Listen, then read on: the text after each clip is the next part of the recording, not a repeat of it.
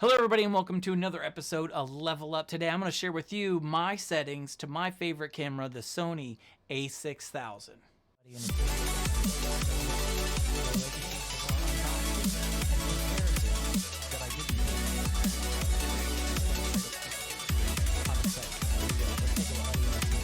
You already noticed all the stuff all around the corners here. Some people had reached out and asked about what my settings are, so here we go. I'm going to share them with you guys today. Let's get to it.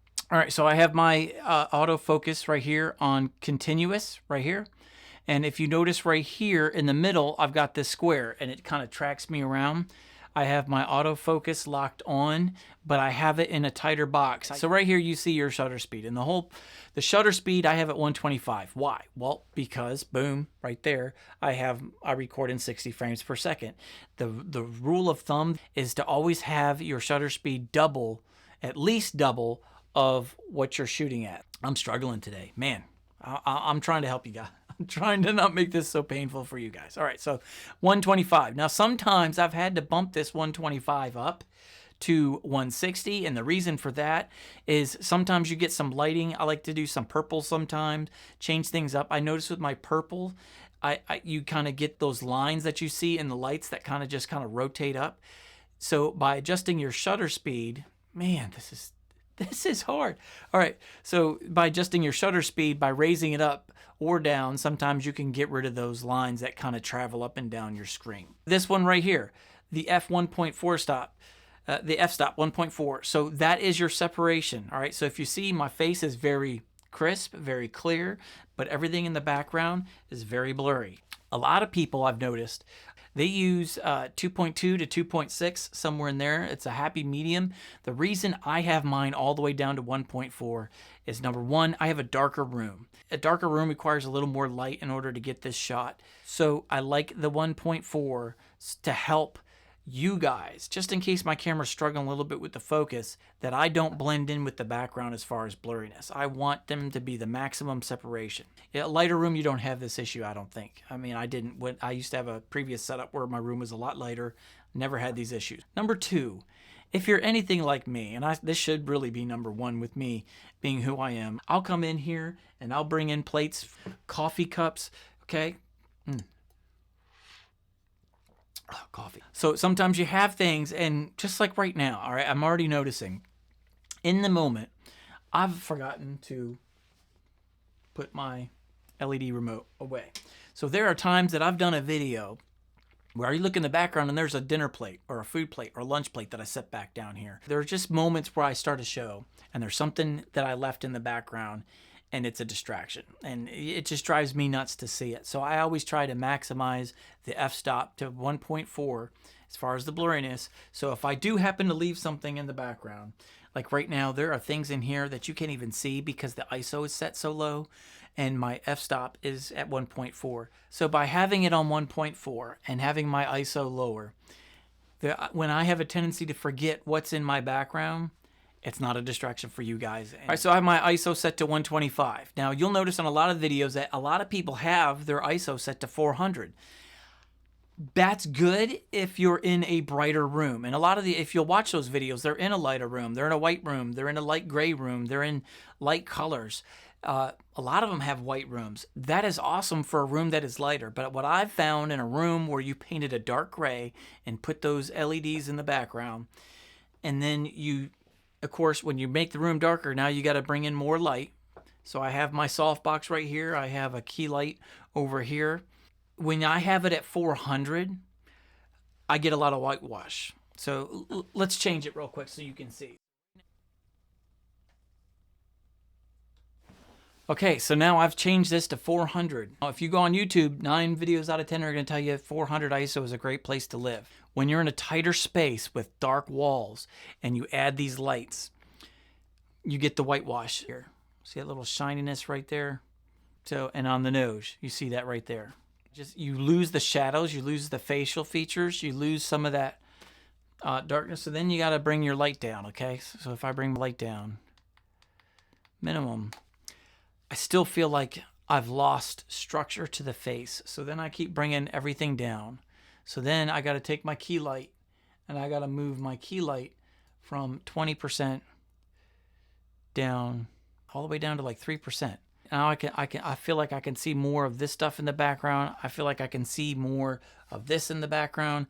I just want something to break up the face. I don't want a whole bunch of stuff to bleed through and be a distraction. That's just me. Some people like to show off their stuff in the background, so you would definitely, and you have every right to do so. I mean, you have collection. You're trying to show your collection, so you want your f-stop higher so the background's not so blurry. But again, I feel like I hate all this whitewash. See these white flashes in the screen. Drives me nuts. Okay, so that's just my personal preference. You guys may like this, but for me, no. All right, real quick, before I switch it back, this is 800. Now, some people bump it up to 800 because they don't have a lot of light. So if you don't have good lighting, okay, so let's say you're going off natural light. That's the best this light can do. You don't have a key light error, or you don't have a secondary light. You'll notice that you're going to start getting a lot of grain in your shot, especially if it's a darker room. So you got to bump up your ISO. It's letting more light in, and by letting more light in, it's seeing more of the room.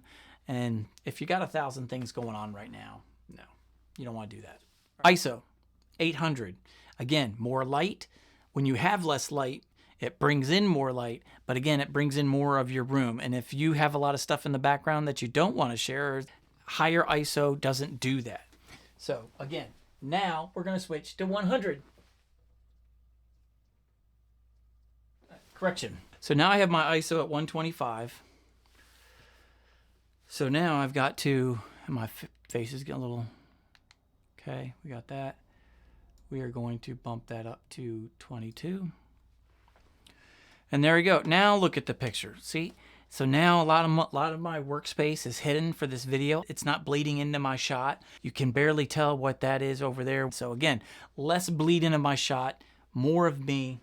And again, all you have to do is lower your ISO, and then if you have good lighting, like a softbox that I have here, you can bump that up, you could bump it down, and you want your lights, very important, to kind of be 45 degrees off to the side. I have my main light, my softbox over here at 45 degrees. That's what brings most of it in. Then I have a key light here that literally is just a smidge. I have a light behind me mounted on the ceiling that comes down and kind of gives you that shoulder look on the side, on the chair. Let me get out of the way so you can kind of see the outline of the chair. All right, so when I'm sitting right here, you don't really see a whole lot of that whitening. You see a little bit, but it's not in your face. You can see structure to your bone. You can see facial features. You got a little bit of shadow there in your neck, kind of breaking up your face from your neck. And again, now what I still need to do, what I'm noticing on this screen right here with my ISO set to 125, I still need to bring in some more light back there. I want to bring in more blue lights or something to separate right there. I'm probably going to have to take that light that I have mounted in the background and bring that closer so you see more light in here to break up the top of my head. Lighting is everything. You could have a wonderful camera in a wonderful room, and if the lighting is terrible, you'll never get what your camera can do. You'll never reach that. Okay, so that does it. Those are my settings for the Sony a6000. Now, if you watch this video and you don't have one and now you're thinking, man, I want that picture, I want to go ahead and get one. Ask yourself 2 questions before making the purchase. Number 1, am I buying this as a video capture device only? Am I going to set it and forget it in my studio? I don't need to hook up an external microphone. I already have one in my studio hooked up to an audio interface that's going to OBS, StreamYard, Ecamm Live. I'm good to go.